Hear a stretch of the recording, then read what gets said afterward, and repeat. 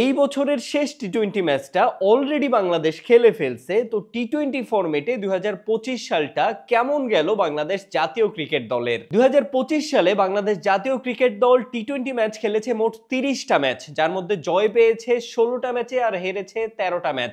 একটা ম্যাচ হয়েছে পরিত্যক্ত। তো এই বছরের টি-টোয়েন্টি ফরম্যাটে বাংলাদেশের উইন পার্সেন্টেজ হচ্ছে ৫৩.৩৩ আর লস পার্সেন্টেজ হচ্ছে ৪৩.৩৩। আর যদি সিরিজের হিসেবে আসি তো ২০২৫ সালে বাংলাদেশ মোট ৮টা টি-টোয়েন্টি সিরিজ খেলেছে, যার মধ্যে ৩টা টি-টোয়েন্টি সিরিজ হেরে গেলেও ৫টা টি-টোয়েন্টি সিরিজেই বাংলাদেশ জয় পেয়েছে। কিন্তু টি-টোয়েন্টি ফরম্যাটেই বাংলাদেশের এই বছরের শুরুটা কিন্তু খুব একটা সুখকর ছিল না।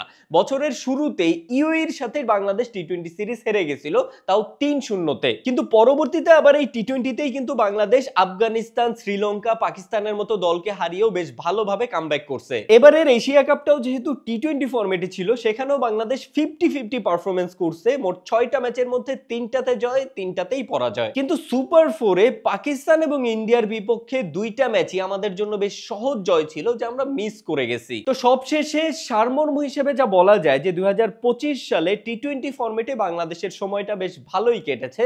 এখন দেখা যাক আসন্ন টি-টোয়েন্টি বিশ্বকাপে বাংলাদেশ এই ভালোর ঠিক কতটুকু বজায় রাখতে পারে।